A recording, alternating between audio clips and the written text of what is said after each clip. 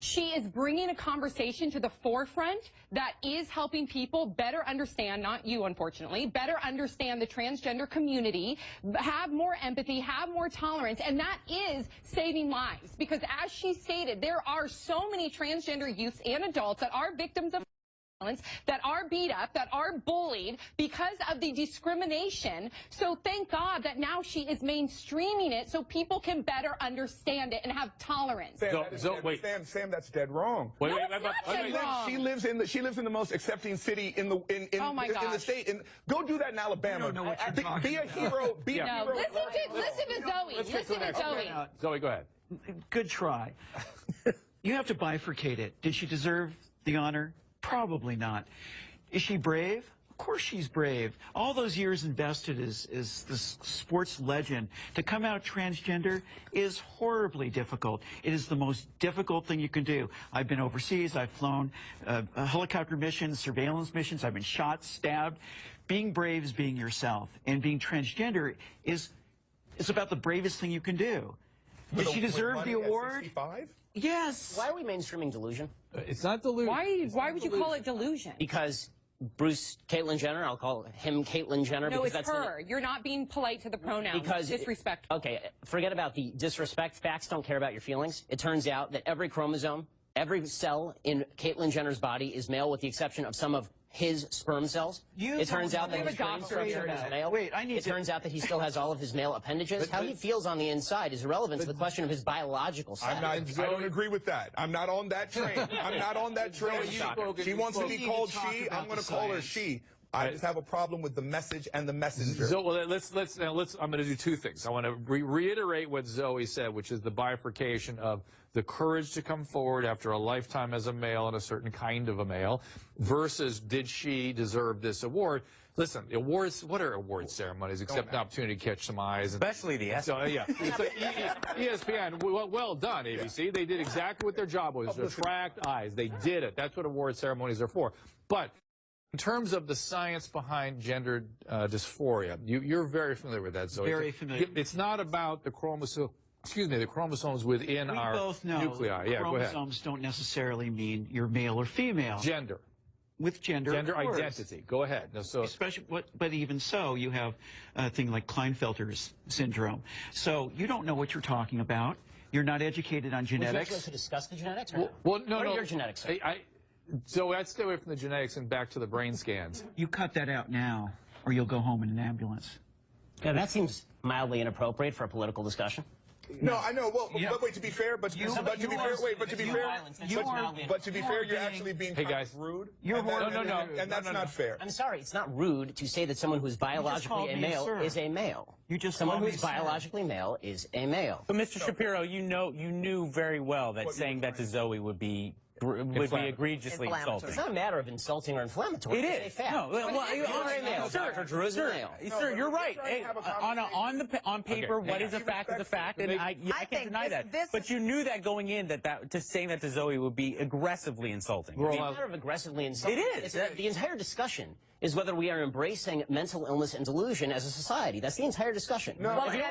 But you're avoiding the fact. You're avoiding the fact. If you want to talk facts, you're avoiding the fact. You're not a dumb man. You knew that saying that to Zoe would be incredibly hurtful. Stop it. Roll on the last word here, because you haven't had a chance. And then, there's some very startling statistics that are out that say that 80% of us know somebody who's gay or bisexual or even transvestite or lesbian, but only 1% of us know somebody who is in transition. So this is a new discussion for us. A lot of it is very scary for a lot of people. But that's, I think, whether we agree with the whole Caitlyn transition or not, the reality is that we are in a state as humanity right now where we need to exercise a little bit more tolerance. We need to understand the things that we don't understand a bit more. Instead of making inflammatory comments, maybe we have a little bit more tolerance. That's what I think the strength of that was. We'll keep this going. We'll keep it going, but later we're going to no aggression, no violence. We're going to Caitlyn Jenner. She was honored with the Arthur Ashe Courage Award last night at the ESPYs. There's speculation that the award was payback for having given Diane Sawyer her first interview with Jenner on ABC and ESPN are part of the same corporation, of course, the Disney family. And ABC tells Los Angeles Times, quote, there is absolutely no connection between the interview and the award. There's simply no truth to that claim. Back with Sam, Rolanda, and Mike, and in the audience, Shagun, Zoe, and Ben. All right, so, Zoe, you're in that piece, you're saying it wasn't a transgender going at their own pace. It was a product rollout. What are the liabilities to the human being, Caitlyn Jenner, as a result of being a part of this product rollout? Well, you can't sustain that type of energy. You cannot sustain that type of fame. Things shift. You have to reinvent yourself. But I think at some point, this comes crashing down because along with all this, adulation and hype, eventually you find out that you're really in an existential crisis because what's my life really going to be like? Will it be... You have to deal with people like this, the hatred, the people that, that come out against you and say... We're calling you delusional. It wasn't hatred. Yeah, that's hatred. Okay. This is just somebody that's I don't hate you. I have sympathy for you. I feel terrible for you. No, you do hate. You're consumed with hatred. That is who you are. You're a little man. You know me? You're a little man. Actually, I do. Let's stick to the topic. Let's not these first. But I mean, that's okay. He can be whatever he wants. But the point is, right? That's what this is all about, isn't it? It is. It is. But there's ramifications for hate speech. But the point What are is those that. ramifications? Let me finish. Go ahead, finish, Zoe. Little boy. Zoe. Okay. Zoe. So I'm sorry. It's all everybody. Come on. Buttons are being pushed. Go ahead. The whole point is that Jenner this will come crashing down. Okay. Because well, like in other reality shows, Mike, I saw a Facebook post where there was 30 reality shows that contestants or participants who had died within a year or two of their shows, and I was scrolling through that on Facebook. Something like 85% of them was suicide. Right. It's incredible. It's like kind of becoming the quarterback before you've ever even played football. Yeah.